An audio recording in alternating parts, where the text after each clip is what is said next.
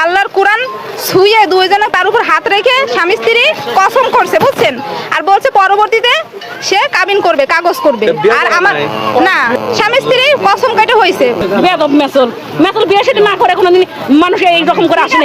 কোনো প্রকার কোনো বিয়ে অথবা রেজিস্ট্রি ছাড়াই নিজেদের স্বামী স্ত্রীর দাবি করে একসাথে থাকতে শুরু করে এই প্রেমিক যুগল।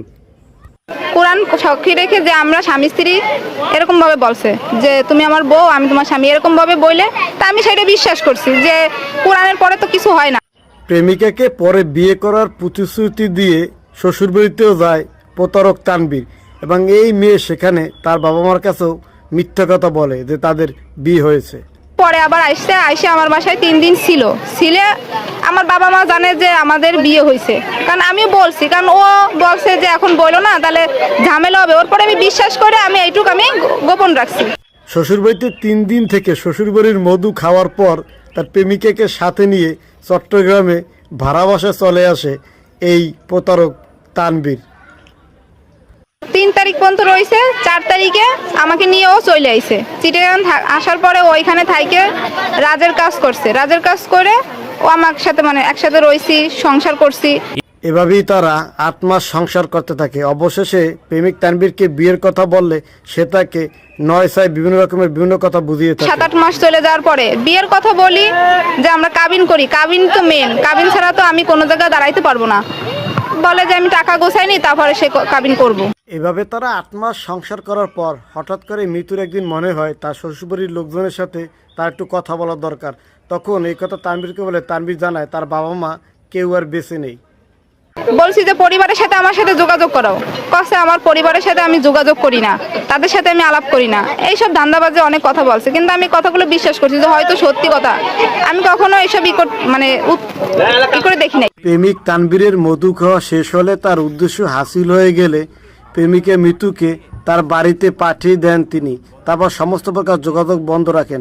তাই মিতু বিয়ের দাবিতে এখন তানবীরের বাড়িতে অনশন করতেছে।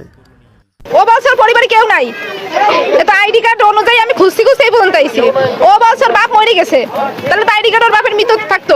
এ সময় তানবীরের পরিবারের লোকজন এই তরুণের উপর চড়াও হন। বেয়াদব মেসল মেসল বিয়ে সাথে না করে কোনোদিন মানুষ এই রকম করে আসে নাকি? আমি তো বিয়াদব, আমি কি বলছি যে আমি বিয়াদব না? বিয়াদব আমি, শুধু আমি বিয়াদব। আপনার ছেলে কি ভালো? আপনার ছেলে আমার এই বেয়াদব মেসল মানুষ অকাম করে বদকাম করে কোনোদিন আসে কয় যে আমার বিয়ে করছে, বিয়ের কথা বলে না, আমার জীবনটা নষ্ট করে ডকুমেন্টস নিয়ে আসলে না।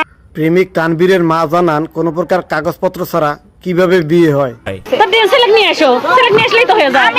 আমি এইটা বলছি যে আপনি আপনার ছেলেকে কল দিয়ে বলেন যে মিথ্যা একটা অজুহাত নিয়ে না, অজুহাত নিয়ে যে একটা মেয়ে আমার বাসায় এসেছে যে সে তোমার বউ, আমি এইটা বলছি।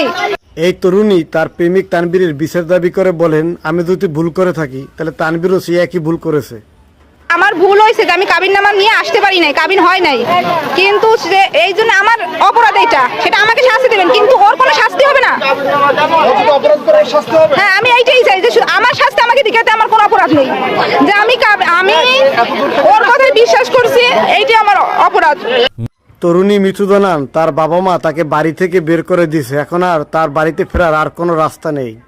কারণ আমার বাবা মা আমার মনে করেন এক পর্যায়ে রুম থেকে বের করে দিয়েছে, সেখানেও মানুষজন জানে যে ও ওইখানে জামাই, কারণ তারা তো জানে যে আমাদের বিয়ে হয়েছে, কিন্তু কাবিন তারা কাবিন দেখতে জানে যে মেয়ে বলছে হয়তো সত্যি বিয়ে হয়েছে, আর ও কথাবার্তা বলছে, এমনভাবে মিষ্টি কথা বলছে, এতে সবাই ভুলে গেছে। বিষয়টি পারিবারিকভাবে যদি সমাধান না হয় তাহলে আইনের আশ্রয় নেওয়ার কথা জানান এই তরুণী। আমি চাচ্ছি যে ওকে আনতে হবে, ও আমাকে বিয়ে করবে, নাহলে আমার জীবন এরকম নষ্ট করো, তাহলে আমি আইনের আশ্রয় নিব, তাতে আমার যদি শাস্তি হবে। কি আজব দুনিয়া আইলো রে ভাই! বিয়ে সারা সংসার করছে, বিয়ে সারা সংসার করে তার শ্বশুর বাড়িতেও নিয়ে যায়, মেয়ে শ্বশুর বাড়ি জামাই তার শ্বশুর বাড়িতেও যায়, বিয়ে সারা সংসার করে সংসার চালিয়ে যাচ্ছে। আপনারা ভিডিওটি সম্পূর্ণ দেখার জন্য অসংখ্য ধন্যবাদ। লাইক কমেন্ট শেয়ার করতে ভুলবেন না। ভালো লাগলে ভিডিওটি সাবস্ক্রাইব করুন, সাথে থাকুন। ধন্যবাদ।